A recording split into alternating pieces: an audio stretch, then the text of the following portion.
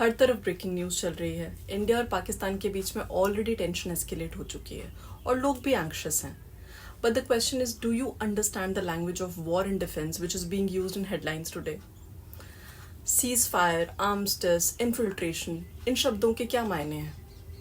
आज के कॉन्टेक्स्ट में ये जानना बेहद ज़रूरी है। Welcome to English unplugged. आज के इस सेशन में मैं वो टॉप 10 मिलिट्री टर्म्स आपके साथ शेयर करूंगी जिनका मतलब जानना बहुत बहुत ज़रूरी है, आपकी वोकैबुलरी बिल्ड करने के लिए नहीं बल्कि एक अवेयरनेस के लिए। आइए स्टार्ट करते हैं। पहला वर्ड है सीज फायर। सीज फायर दो शब्दों से मिलकर बना है सीज फायर। सीज का मतलब होता है टू स्टॉप, किसी चीज़ को रोक देना। फायर हम यहाँ पर यूज़ कर रहे हैं शूटिंग के लिए या फिर टू फायर वेपन्स। तो जब टेम्परेरी टाइम के लिए हम ऑनगोइंग कॉन्फ्लिक्ट को रोक देते हैं तो उसको सीज फायर कहते हैं। अब यहीं पर एक और वर्ड आता है truce. With truce and ceasefire के इन दोनों के बीच में क्या डिफरेंस है? हालांकि ये दोनों वर्ड्स इंटरचेंजेबली यूज किए जाते हैं, लेकिन इन दोनों वर्ड्स के अलग अलग लीगल इम्प्लीकेशंस हैं। ट्रूस भी एक टेम्पररी पॉज ही है फाइटिंग में, लेकिन ट्रूस जब डिक्लेयर होता है तो वो एक पार्ट ऑफ ज्योग्राफी में डिक्लेयर होता है। जैसे कि करंटली इंडिया का पूरा बॉर्डर अफेक्टेड है। अगर ये बोल दिया जाए कि जम्मू एंड कश्मीर का जो बॉर्डर है उस पर हम अभी फिलहाल के लिए टेम्पररी पॉज लगाएंगे फायरिंग में, तो वो ट्रूस है। पूरे के पूरे जोग्राफिकल कॉन्फ्लिक्ट वाले एरिया में ये पॉज आए तो उसको सीज फायर कहते हैं। Ceasefire is binding in nature while truce is non binding in nature. इसका ये मतलब है कि अगर सीज फायर वॉयलेट किया जाता है तो उस केस में कुछ लीगल इम्प्लीकेशंस भी हो सकती हैं। Next word is coup. इस वर्ड को हम प्रोनाउंस करते हैं as coup. P is silent और ये एक फ्रेंच फ्रेज कू d'état का शॉर्ट फॉर्म है। implies an illegal attempt to overthrow the ruling government of a country, either by a military organization or by police. तो जो ruling government है country की उसको हटा दिया जाता है by force और by threat, और उसकी जगह या तो मिलिट्री ले लेती है या पुलिस ले लेती है। इसको कू कहा जाता है। For example, the coup deposed the elected government of that country. Armistice is a formal end to a war negotiated by the involved parties, but this is different from a peace agreement. Peace agreement एक अलग document होता है, एक अलग agreement होता है जिसको हम ट्रीटी भी कहते हैं, जो वॉर खत्म होने के बाद साइन की जाती है और उसमें ये मेंशन्ड होता है कि पीस के लिए क्या क्या किया जाएगा। अब चाहे वो बॉर्डर को रीडिफाइन करना है या फिर टेरिटोरियल डिस्प्यूट्स को रिजॉल्व करना है, वो सब कुछ मेंशन किया जाता है पीस एग्रीमेंट में। Armistice is just a formal agreement to end a war, जिससे कि दोनों पार्टीज आपस में नेगोशिएट करें, बात करें। The next we have is belligerent. Belligerent अगर जेनरिक टर्म में बात की जाए तो हर उस इंसान के लिए हम बेलिजरेंट वर्ड का यूज कर सकते हैं जो अनफ्रेंडली है या अग्रेसिव है। लेकिन वॉर के कॉन्टेक्स्ट में बेलिजरेंट वो कंट्रीज होती हैं जो वॉर में इन्वॉल्व होती हैं या जो हॉस्टिलिटीज में इन्वॉल्व होती हैं। बेलिजरेंट का रूट वर्ड है बेलम, जो कि एक लैटिन वर्ड है जिसका मतलब ही वॉर होता है। So any nation which is involved in war और any kind of hostility is called a belligerent. For example, the United States and People's Republic of China were belligerents during the Korean conflict. Next we have is retaliation. Retaliation को हम war context में भी use करते हैं और general terms में भी use करते हैं। Retaliation का मतलब होता है, war के context में अगर बात की जाए तो जब कोई enemy country attack करती है तो उसके revert में हम जो counter attack करते हैं उसको retaliation बोलते हैं।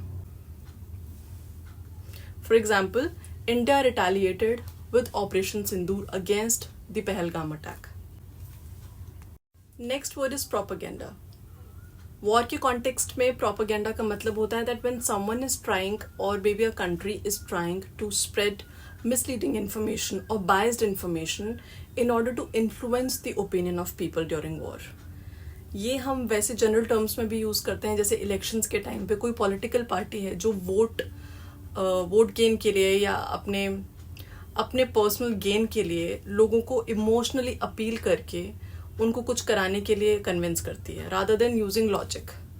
For example, he was accused of spreading propaganda. The next word is camouflage. Camouflage is also a widely used word. This basically means disguising the military personnel or their equipment in order to blend with the environment. आपने देखा होगा जैसे military personnel या soldiers होते हैं, उनकी uniform जो होती है वो एनवायरनमेंट के अकॉर्डिंग होती है. जैसे कि अगर वो जंगल में डिप्लॉयड है तो आपने देखा होगा उनकी यूनिफॉर्म ग्रीन या फिर ब्राउन कलर की होती है, so that they can not be easily visible to the enemy for attack. Desert में डिप्लॉयड हैं, so their uniform might be brown और beige colour so that they can blend with the environment. That is camouflage. Next word is reconnaissance. Reconnaissance is a mission to gather information or understand an enemy activity. This is one of the three important pillars of military operations. The other two are intelligence and surveillance. आप इसको इस तरीके से याद कर सकते हैं, ISR. I stands for intelligence, S for surveillance and R for reconnaissance. जो इन्फॉर्मेशन हमको रिकॉनेसेंस और सर्वेलेंस के थ्रू मिलती है उन दोनों को फ्यूज करके इंटेलिजेंस का एनालिसिस क्रिएट किया जाता है. तो आप इसको इस तरीके से समझ सकते हैं कि एक रॉ डेटा आपको रिकॉनेसेंस दे रहा है और उसको एनालाइज आप इंटेलिजेंस के थ्रू कर रहे हैं. The next word is no man's land. No man's land एक बहुत ही, अगर जेनरिक कॉन्टेक्स्ट में बात किया जाए तो इसका मतलब होता है समथिंग दैट इज एम्बिगुअस और अनडिफाइंड. वॉर कॉन्टेक्स्ट में हम इसको यूज करते हैं उस लैंड के लिए जो कि अनओन्ड है या अनक्लेम्ड है. इसका बैकग्राउंड वर्ल्ड वॉर 1 में लाई करता है. At that time no man's land was famously used for the area which was the conflict area between two warring countries. जैसे कि जब दो कंट्रीज के बीच में आपस में लड़ाई हो रही होती है तो एक एरिया का स्ट्राइप होता है जहाँ पे फेंसेस लगी होती हैं या वायर लगी होती हैं. That is considered as no man's land.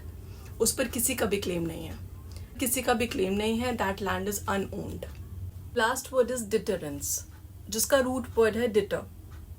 This means that you are discouraging someone's action either by instilling fear in them और the fear of repercussions.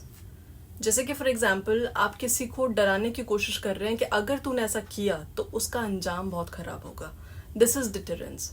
For example, nuclear missiles are the main deterrence for possible aggression. War कई बार सिर्फ border पर नहीं बल्कि हमारे दिल और मन में भी चल रही होती है. आज हमने 10 ऐसे वर्ड सीखे जो सिर्फ इंग्लिश के लिए नहीं पर आपकी अवेयरनेस के लिए भी बहुत इंपॉर्टेंट है. Whether you are preparing for an exam or reading newspaper or maybe trying to understand the world better, these are the words that will give you power to not just understand headlines but to truly comprehend them. अगर आपको video पसंद आया हो तो please like, share और subscribe करें. Comment section में ज़रूर बताएं आपके लिए कौन सा वर्ड नया था. See you in the next video. तब तक के लिए लैंग्वेज सीखते रहें और सिखाते रहें. Bye bye.